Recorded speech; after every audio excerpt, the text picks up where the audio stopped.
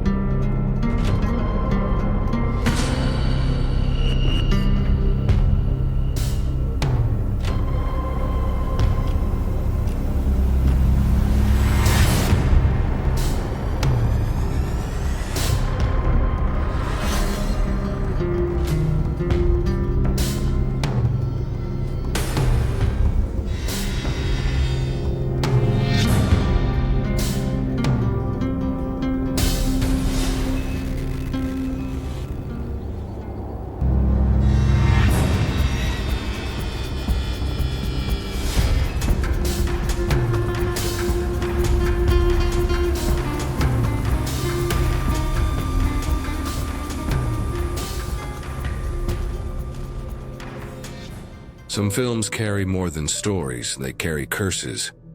In various cultures, the crow symbolizes the boundary between life and death, a messenger that hovers in the shadows, observing, a silent witness to the end. But what happens when fiction tears the veil of reality? When staged death becomes real? The studios of Wilmington, North Carolina. A film set like so many others. A story of love, vengeance, and redemption beyond the grave was being filmed. The Crow. A film about a murdered musician who returns from the dead to avenge himself and find peace. Brandon Lee, son of martial arts legend Bruce Lee, played Eric Draven, the resurrected protagonist, a talented, charismatic young man on the verge of stardom. No one imagined that, just 8 days before the end of filming, Brandon would not leave that set alive, and that the line between the character he portrayed and his own destiny would become forever intertwined in a web of disturbing coincidences. The Crow was born from the pages of a graphic novel created by James O'Barr, a man devastated by the loss of his fiancée in a car accident caused by a drunk driver. The work was his catharsis, his cry of pain transformed into art. The story follows Eric Draven, a musician who, along with his fiancée Shelley, is brutally murdered on Halloween Eve, one day before their wedding. A year later, a mysterious crow resurrects Eric, granting him supernatural powers to hunt down the killers and avenge his beloved. The film's production was troubled from the start. The limited budget of $15 million forced cuts and constant improvisations. Time was scarce, pressure immense. Minor accidents occurred with unsettling frequency. A carpenter suffered severe burns after touching electrical cables. A storm destroyed part of the sets. A truck mysteriously caught fire. The crew commented during breaks, "It seemed as if something didn't want that film to be made."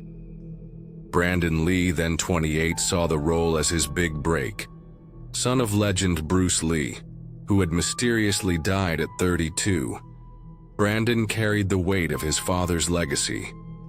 The Crow would be his artistic emancipation, the moment to create his own identity. "Each of us has a death angel waiting," Brandon said in a promotional interview weeks before the tragedy. "The question is, what will you do before it arrives?" March 31st, 1993. Only 8 days remained until the end of filming. The scene seemed simple.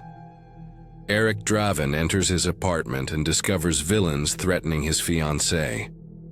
One of the bandits shoots Eric. A prop gun was loaded with blank cartridges. But something was wrong.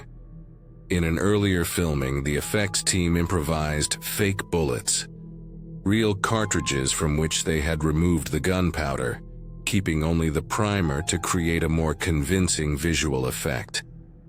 A fragment of a real projectile had lodged in the barrel. Nobody properly checked the gun. When actor Michael Massey, playing the villain Fun Boy, pulled the trigger, the primer from the blank was strong enough to propel the forgotten fragment. The phantom bullet hit Brandon in the abdomen from a distance of just 4 meters. The crew initially thought he was acting when he fell. Seconds later, they realized the horror of reality. Brandon was rushed to New Hanover Regional Medical Center. After 12 hours of desperate surgery and multiple blood transfusions, Brandon Lee was declared dead at 28 years of age. Life cruelly imitated art. Like his character Eric Draven, Brandon died the victim of a senseless, violent act. Like his father Bruce, he departed far too young, in circumstances that would fuel conspiracy theories for decades. Bruce Lee died in 1973, at 32, officially from cerebral edema, caused by an allergic reaction to a painkiller. His son died exactly 20 years later from an accident that statistically should never have happened. 2 generations. 2 premature deaths. 2 legends interrupted at the height of their potential. Brandon's death left the production in shock. Director Alex Proyas faced an impossible decision: abandon the project or complete it as a tribute. After consulting Brandon's family and his fiancée Eliza Hutton, Proyas decided to finish the film. Brandon's remaining scenes were completed using a combination of doubles and primitive digital technology, ironically, making Brandon Lee one of the first actors to have his image digitally recreated after death. It was during this completion phase that strange reports began. Cast members reported feeling a presence on the post-death shoots. Sophia Sheenas, who played Shelley, refused to return to the set, citing disturbing energies. Lighting technician Jim Martell stated in an interview with Fangoria magazine, "Lights flickered with no electrical explanation. Equipment changed places. When no one was around, it was as if something was watching us." Editors working on the final scenes reported anomalies in the recordings, shadows that moved independently of the actors, inexplicable reflections.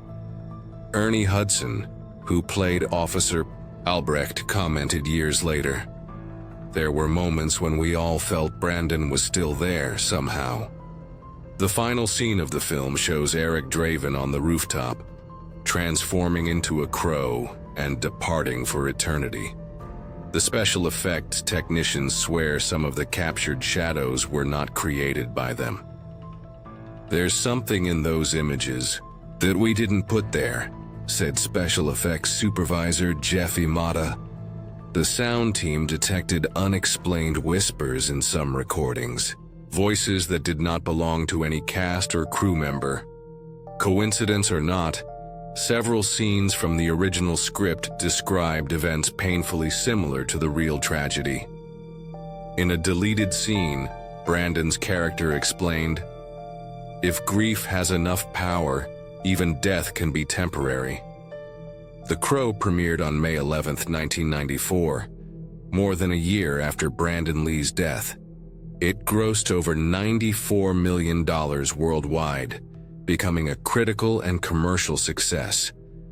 But beyond numbers, the film achieved cult status. A work about grief, loss, and the quest for justice, watched by millions who knew of the real tragedy behind the cameras. Why do certain stories attract tragedies? Why do some productions seem doomed from the start? The Exorcist, Poltergeist, The Omen, all marked by strange deaths and accidents. Perhaps it's just the human retrospective gaze, seeking patterns where only coincidence exists. Or perhaps some stories are too powerful, tearing the veil between the material world and something beyond our understanding. In Norse mythology, the ravens Hugin and Munin, thought and memory, flew through the world bringing information to In Celtic tradition, crows were messengers between the living and the dead. In almost all cultures, these birds symbolize transition, threshold, passage. Brandon Lee had a favorite phrase, shared in his last interview. "You can't be a happy crow sitting in a cornfield." It was his poetic way of saying that life requires risks that comfort doesn't bring greatness. The film ends with these words, "Buildings burn, people die, but real love is forever." A message left by an artist who, unknowingly, spoke of his own legacy. Some legends are written in ink, others in blood. What makes Brandon Lee's story so haunting is not just how he died, but the echo between the fiction he was portraying and the reality he lived. A man playing a dead person who returns, himself becoming a presence that never truly departed. Art imitates life. Life imitates art. And sometimes, in the shadows between both, legends are born that never die. If this story touched your soul, don't forget to subscribe and share. Next week we'll dive into another Hollywood mystery that mainstream prefers to forget, because some stories need to be told, even if forces beyond our comprehension prefer silence. In Celtic mythology, the crow was considered not just a messenger between worlds, but a guide, a being capable of navigating the veil separating this world from the next. When ancient warriors fell in battle, it was believed that crows transported their souls to the beyond. What makes the crow story so deeply unsettling is how these ancient beliefs seem to manifest in modern events. Documented, witnessed by dozens of rational people who had never given credit to unexplained phenomena. In 1994, during the film's premiere in Los Angeles, 3 independent viewers reported having momentarily seen a dark form pass across the screen during the final scene, not as a projection flaw, but as a distinct silhouette that seemed to observe the scene from within the film itself. Alex Proyas, the director, remained notoriously reserved about these occurrences for years. In a rare interview with American cinematographer in 1998, he finally addressed the subject. "During editing, things happened that I can't explain rationally. I realized that some creative decisions were no longer mine. It was as if the film was editing itself, through me." Rochelle Davis, the young actress who played Sarah, confided to colleagues that after filming for months, she would wake up exactly at 3:30 a.m., the recorded time of Brandon's passing. "I felt a presence in the room," she reported. "It wasn't threatening. It seemed more protective." It was these shared experiences that contributed to Davis's decision to step away from acting after The Crow, her only significant role in cinema. Beyond personal accounts, there are statistically improbable elements surrounding both the film and Brandon Lee's life. Brandon was born on February 1st, 1965. He passed on March 31st, 1993. Between these dates lie exactly 10,281 days. His father, Bruce Lee, was born on November 27, 1940, and passed on July 20, 1973. Between these dates, 11,932 days. The difference between the two lives, 1,651 days, or exactly 4 years, 6 months, and 6 days. In the film, the character Eric Draven returns exactly 1 year after his death. The scene in which Brandon was fatally wounded was precisely the one showing his character's death, a narrative loop where fiction and reality tragically intertwined. The Crow was the 13th film to use the specific technique of altered blank bullets for close-ups. It was also the 13th production filmed in that specific studio in Wilmington. James O'Barr, creator of the original graphic novel, revealed in 2019 that he began writing the original story exactly 13 years before Brandon's death. The revelation came during a Comic-Con panel, where he showed his original sketches for the first time. Drawings made in 1980 that already featured a disturbing detail. The protagonist had a fatal wound in exactly the same location where Brandon would be hit. The film was released 13 months after Brandon's death. John Polito, who played Gideon, noticed something even more disconcerting. In the original script, his character pronounced exactly 13 lines. After the rewrites necessary to accommodate Brandon's absence in the final filming, that number remained unchanged, despite several scenes being completely restructured.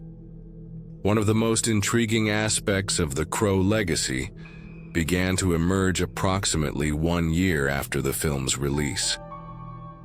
Fans from different parts of the world, with no previous connection, began reporting similar dream experiences involving the film and Brandon Lee. Dr. Caroline Wexler, a psychologist specializing in collective experiences, documented more than 200 of these accounts between 1995 and 2000. The pattern was consistent. Dreamers found themselves in a dark, urban setting, similar to the film. A figure painted like Eric Draven guided them through scenes from their own lives, often revealing personal details the dreamers had consciously forgotten. What makes these accounts remarkable is not just their structural similarity, but the fact that many of these individuals had never publicly shared personal details, making the idea of mutual influence almost impossible, Wexler wrote in her study. In 1997, a group of NYU film students conducted an experiment. 50 volunteers who had never seen the film were invited to sleep in a controlled environment after seeing only the film poster and a brief biography of Brandon Lee. 31 of them reported dreams involving a figure with a face painted white and black. Michael Berryman, an actor known for roles in horror films who briefly knew Brandon during another production, told Cinefantastique magazine, "Years after his passing, I dreamed of Brandon. He wasn't in character as in the film, he was himself. He said only, 'Some stories never end.' The next morning I discovered that 2 other actors from the film had similar dreams on the same night. The physical objects associated with the production seem to carry a kind of residual energy that defies conventional explanations. The prop gun used in the fatal scene was supposedly destroyed after the police investigation. However, in 2005, a Hollywood collector claimed to have acquired it in an anonymous auction. 3 days after announcing the acquisition, his residence was consumed by an unexplainable fire that destroyed only the room where the item was stored. The collector survived but has refused to discuss the matter publicly since then. The original Eric Draven costume, including the iconic black overcoat, was preserved in a producer's warehouse. Employees reported that security cameras frequently captured movements in the section where the costume was stored, although physical inspection never revealed any disturbance. In 2008, during an exhibition of iconic film items at a Los Angeles museum, 3 different visitors fainted in front of the display case containing the costume. All 3, without prior knowledge of each other, reported having felt a sudden sensation of intense cold, followed by a buzzing in the ears and the impression that someone was whispering. The main set piece of Eric and Shelley's apartment, partially preserved by a collector, generated similar reports. The artist who acquired the original door, the one through which Brandon entered his last scene, claimed that, even in a climate-controlled environment, the wood occasionally drips a dark liquid that evaporates rapidly when collected for analysis. Perhaps most disturbing is the fate of the original footage of the fatal scene. Officially, all copies were destroyed after the police investigation. However, rumors persist that a copy survived, kept in a vault by a studio executive. According to unconfirmed reports, anyone who has watched this footage experiences a strange phenomenon. For days after viewing, they see reflections of a crow in mirrored surfaces.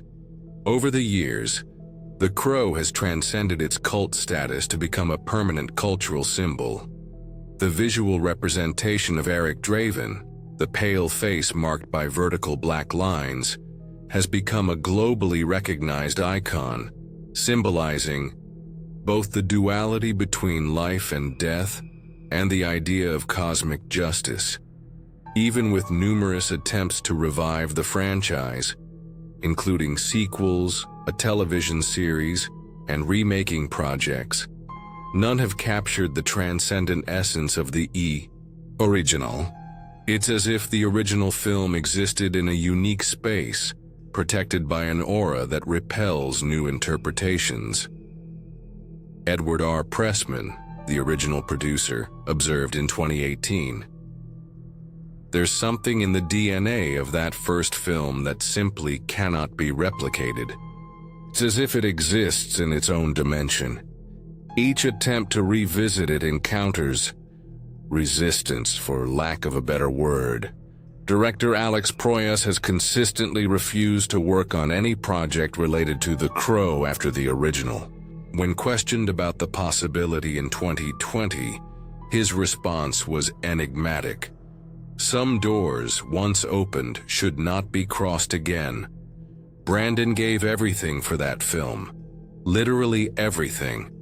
There is a cost to telling certain stories. On each anniversary of Brandon's death, fans from around the world hold vigils.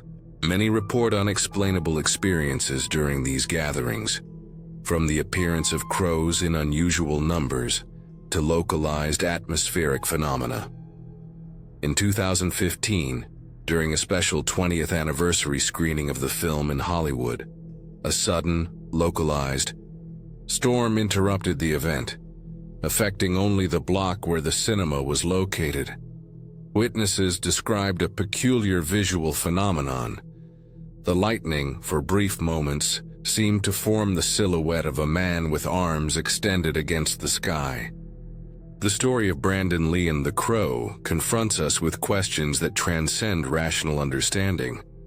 When we consider the multiple levels of synchronicity, the convergence of ancient symbolism with modern technology, the shared experiences of people with no previous connection, we face a phenomenon that defies categorization. Perhaps the true legacy of the curse is this: to remind us that there are aspects of reality that remain beyond our current scientific understanding, that the boundary between the material and immaterial world may be more permeable than our rationalist vision admits. James O'Barr, creator of the original graphic novel, made a disturbing observation in 2017. "When I drew The Crow, I was processing my grief. I channeled all my pain into those pages. Sometimes I wonder if somehow that concentrated suffering created something that transcended paper and ink to affect the real world." There is a theory among scholars of paranormal phenomena called residual imprinting, the idea that intense emotions can somehow leave a mark on the fabric of reality. If such a concept has any merit, then the convergence of real suffering that originated the story, combined with the tragedy during its production, would create an epicenter of emotional energy rarely equaled. Taoist philosophy speaks of Ji, the crucial point where opposing forces meet, creating a moment of transformative potential. The Crow represents such a moment, the intersection between art and life, fiction and reality, physical and ethereal manifestation. Brandon Lee, in his last complete interview, said something that now seems strangely prophetic. If we could see the miracle of a single flower clearly, our whole life would change. Perhaps this is the final lesson of the story, that the line between the mundane and the miraculous is thinner than we imagine. Some stories capture us not just by their narrative, but because they touch something primordial in our collective consciousness, something that recognizes that the universe contains mysteries that go beyond our everyday perception. The story of Brandon Lee and the Crow is one of those narratives, a reminder that sometimes the veil between worlds becomes momentarily transparent, allowing glimpses of what may exist beyond. The film ends with Eric Draven finally finding peace, reuniting with his beloved Shelley on another plane of existence. It's a closure that transcends sadness to find a form of redemption, not through forgetting but through honored memory. Perhaps this is Brandon Lee's true legacy, not a curse, but a continuing echo, a reminder that the stories we tell, the lives we live, the connections we form, all continue to reverberate long after the lights go out and the cameras stop rolling. As the film's final narration says, "Buildings burn, people die, but real love is forever." If this story touched your soul, don't forget to subscribe and share. Next week, we'll explore another mystery that the mainstream prefers to ignore, because the best stories are those that continue to haunt us long after the final frame. There are legends that are born of lies, but there are those that are born of truth. The difference is that when they are real, you never sleep easy again.